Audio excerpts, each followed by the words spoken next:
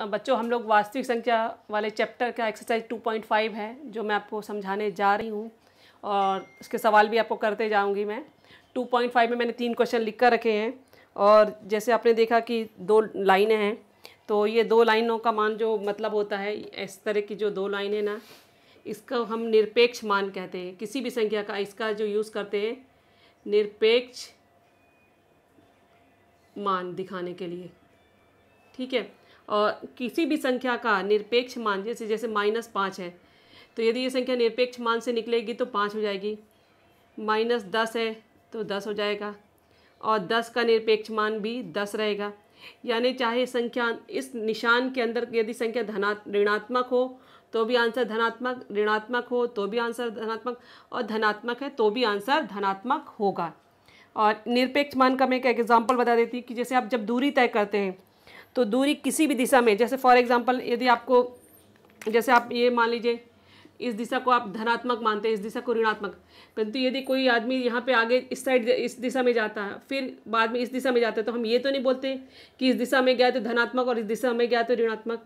तो जो दूरी चली जाती है वो हमेशा धनात्मक होती है, चाहे कोई सी भी दिशा हो। तो निरपेक्ष मान का मान आपको ध्यान रखना कि दूरी से संबंधित होता है, इसलिए किसी भी संख्या का निरपेक्ष मान इस निशान से निकलेगी तो संख्या हमेशा धनात्मक होगी। अब मैंने आपके लिए 3 सवाल लिख कर रखे जो आपके बुक के हैं, कुछ और सवाल भी मैं आपको बताऊंगी। जैसे है निरपेक्ष मान के निशान के अंदर है 15 - 2, तो यहाँ पे हम बराबर का निशान लगाएंगे। 15 में से 2 गया, कितना आता है 13। और जैसे मैंने कहा था किसी भी संख्या के निरपेक्ष मान कितना हो वही संख्या होती है, तो 13 का हो जाएगा 13। ये निरपेक्ष मान के निशान ये सीधी होती है, ऐसे और ऐसे, ऐसे मत खींचिएगा नहीं तो गलत हो जाएगा आपका। फिर दूसरा है, अगला सवाल है 4 - 9, तो 4 में से -9 क्या संख्या बचेगी -5। -5 का निरपेक्ष मान भी जैसे मैंने कहा था किसी भी संख्या ऋणात्मक संख्या है तो भी उसका निरपेक्ष मान धनात्मक होता है, तो 5 हो जाएगा।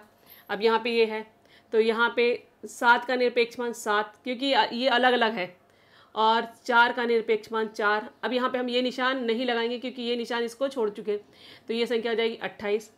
अभी कुछ और सवाल मैं आपको बता देती हूँ, जैसे -3 गुणित -4, ठीक है। तो जैसे ये -3 का हो जाएगा 3, 4 का हो जाएगा 4 और 3 और 4 का गुणा करने पर 12, ठीक है। यदि आपका सवाल इस तरह से है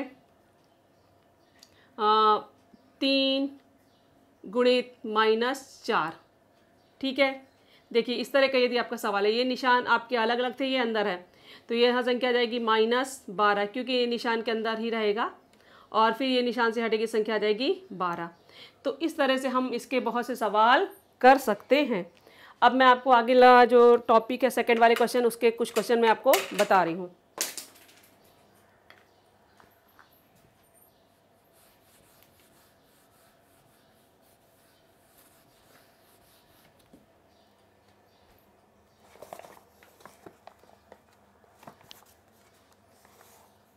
सेकंड जो क्वेश्चन है वो हल करो वाला है। सेकंड क्वेश्चन है हल करो।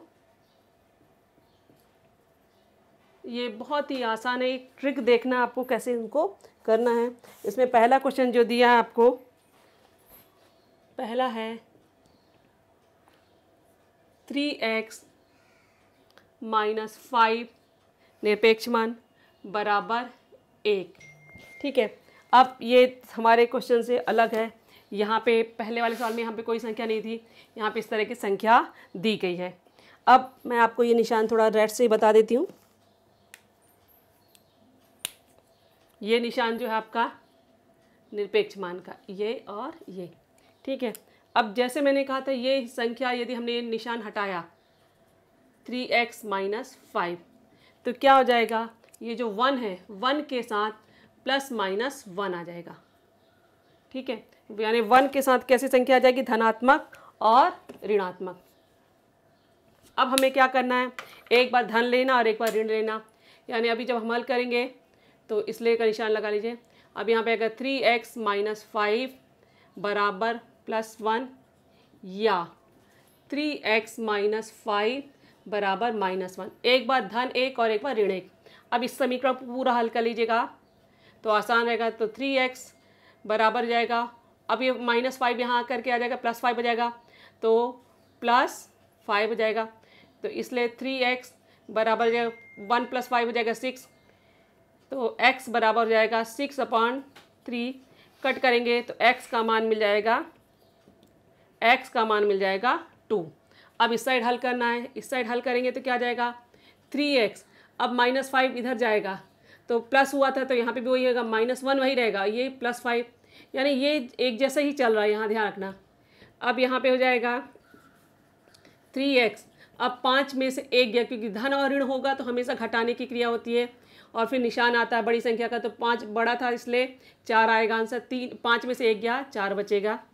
अब x बराबर हो जाएगी संख्या 4/3, क्योंकि 4 और 3 नहीं कटता, इसलिए जो आंसर हो जाएगा x का मान हो जाएगा 4/3। तो इसके जो हल होंगे, आंसर जो उत्तर होगा इसका वो x बराबर 2 या x बराबर 4/3, इस तरह से हम इसका आंसर को लिख सकते हैं। अब इसका दूसरा क्वेश्चन है, सेकंड जो है हमारे पास दिया है 7 - 2x बराबर है संख्या 5। ठीक है, मैं यहाँ पे ग्रीन लाइन यूज़ करूँगी तो आपको अच्छा रहेगा। ठीक है, तो ये इस तरह से 7 - 2x बराबर 5। तो सेकंड स्टेप में क्या हो जाएगा, जैसे मैंने कहा था ये निशान हटेगा और 7 - 2x। अब जैसे हमने ये निशान हटाया तो प्लस और माइनस, अभी किसके साथ आ जाएगी संख्या हमारे 5 के साथ आ जाएगी। ठीक है, अब जो है हमें हल करना आगे, तो अब हम एक एक जैसे इसमें लिया था वैसे ही हमें हल करना है। तो 7 - 2x बराबर 5, +5 का मतलब 5 ही होता है, या 7 - 2x बराबर -5। एक बार हम +5 लेंगे और एक बार -5 लेंगे। अब आगे हल करेंगे, क्योंकि हमें x की वैल्यू निकालनी, इसलिए 7 को यहाँ ट्रांसफ़र करेंगे, पक्षांतर करेंगे। तो -2x बराबर हो जाएगा 5 - 7, ये 7 यहाँ करके ऋण में हो जाएगा। फिर इसको और हल करिए, -2x बराबर हो जाएगा 7 में से 5 गया -2। ठीक है, अब जैसे मैंने कहा था दोनों तरफ से माइनस है तो इस माइनस को हम हटा सकते हैं, ये माइनस और ये माइनस हट गया। तो 2x बराबर जो हो जाएगा 2/2, यानी x का मान मिल जाएगा 1। अब इस साइड वाला समीकरण हल करेंगे, यहाँ पे क्या आ जाएगा हमारा -2x, 7 क्या आ जाएगा, यहाँ फिर से चला जाएगा तो -5 था। ठीक है, 7 यहाँ पे भी आके माइनस हुआ था तो यहाँ पे भी आके माइनस हो जाएगा -7। अब क्या हो जाएगी संख्या -2x, यहाँ पे भी 7 और 5 कितने होते हैं -12, और जैसे मैंने कहा था ये यहाँ से दोनों माइनस और माइनस हट जाएंगे तो संख्या हमारी मिल जाएगी 2x बराबर 12। तो x बराबर जो हो जाएगा, सॉरी 2x का मान निकालेंगे तो x का मान जाएगा 12/2। 12 और 2 को कट करेंगे तो x का मान मिल जाएगा, x का मान हमें मिलेगा 6।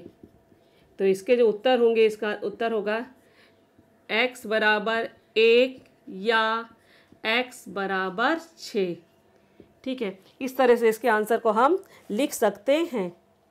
ये ब्रैकेट लगाना तो लगाइए, नहीं तो ऐसे भी आपका चलेगा। अब इसके बाद ये पहला और दूसरा है, अब मैं क्वेश्चन नंबर तीसरा और चौथा आपको बता रही हूँ। तो तीसरा और चौथा भी आप अभी करेंगे तो अच्छे से समझ में भी आएगा आपको।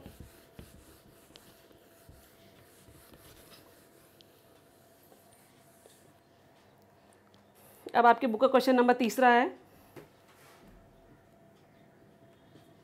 तीसरा क्वेश्चन है, मैं ये निशान आपका ग्रीन से ही लगाती हूँ।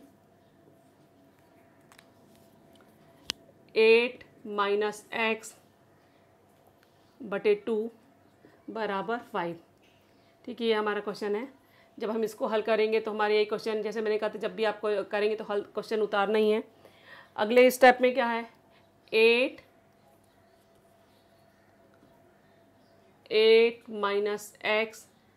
- x/2, और जैसे नियम है बाजू वाली संख्या में आ जाएगा +-5।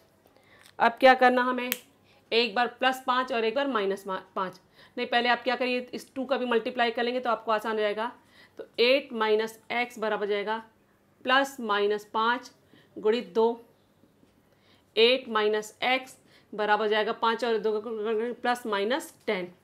ठीक है, अब क्या करना हमें, फिर से जैसे अभी एक बार प्लस और एक बार माइनस लेना है, तो 8 माइनस एक्स बराबर धन 5 या 8 माइनस एक्स बराबर ऋण 10।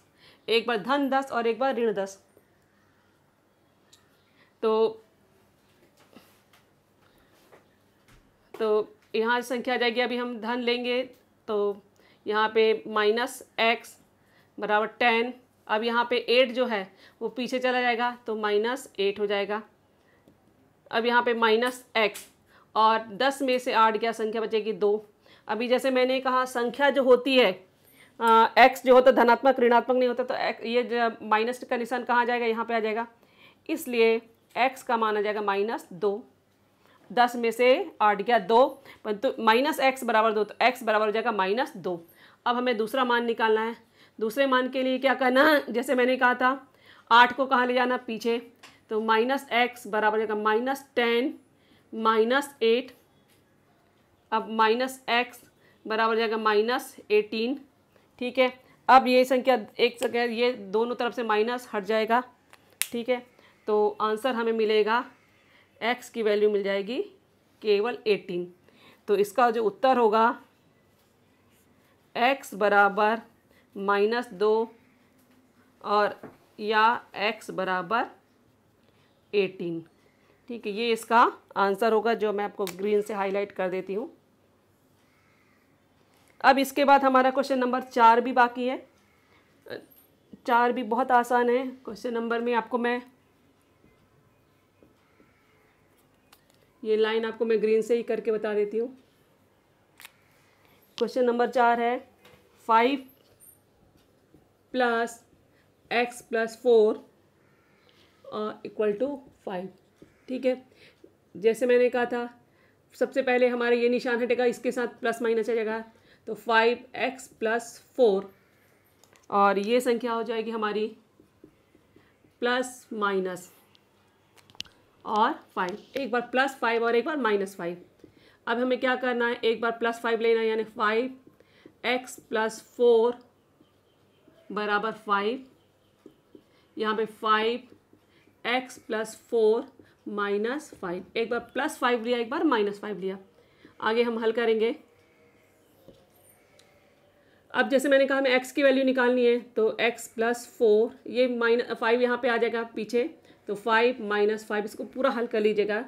तो x + 4, अब यहाँ पे 5 में से 5 गया 0, तो x बराबर क्या आ जाएगा, x बराबर हो जाएगा 0 × 4, तो x बराबर हो जाएगा 0। अब हमें दूसरा मान निकालना है। दूसरे मान के लिए क्या करेंगे, x + 4। अब यहाँ -5 था, ये +5 भी यहाँ पे आके -5 हो जाएगा, दोनों जगह एक सा निशान।